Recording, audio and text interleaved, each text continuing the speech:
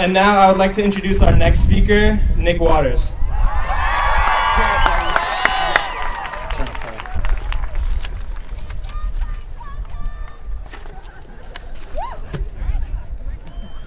Hello. I know this is a bit unconventional for a graduation speech, but I wrote this in spoken word, and if you're unfamiliar with it, you're about to get a little introduction. Dr. Nye, trustees Bryson and Brick, distinguished guests, staff, especially Mike Holsey, families, friends, and the class of 2010. When I first heard about this graduation speech, I immediately jotted down what I was getting ready to preach and prepared in my seat a spoken word composition. But not without administration permission to perform this far outside of tradition about our future endeavors and ambitions. Whether you become a firefighter or an electrician, whether you become a teacher or a physician, whether you become an activist or a politician, or whether you become a mother or a jazz musician. All you need is a little ambition. Refuse to let any opposition prevent your dreams from coming to fruition. I'll start this next part off with a sublime end rhyme I wrote in my spare time, thinking back to the early high school phase. Freshman year was never the source of any malaise. Back to the girl I secretly liked, who seemed to give off beams of sunlight.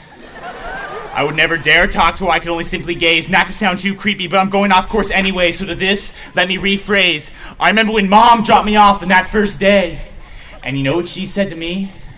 I'll tell you what.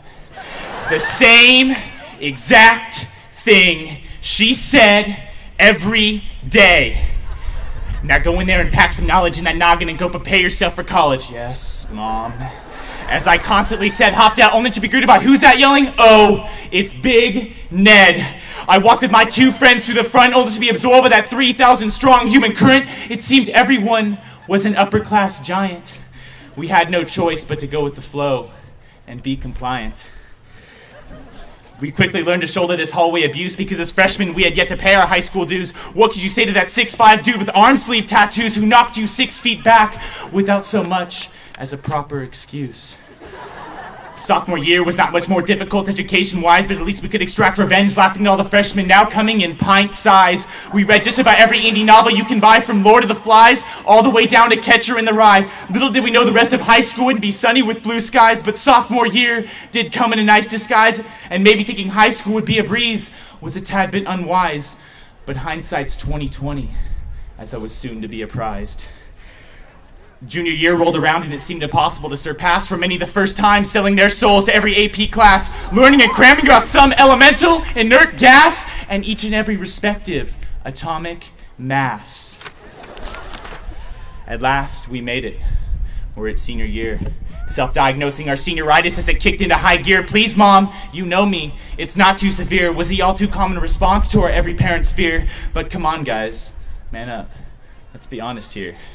There wasn't much else to blame when those school loop zeros began to appear.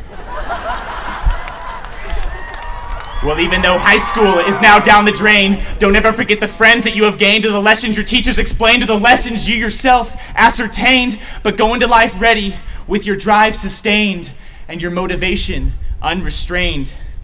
You'll find your spot in life if you try hard enough to construe, and make sure you never let the knowledge you've gained ever go askew. If life drags you down, pick yourself up and pull on through. Grab the bull by the horns and give it the quick 1, 2.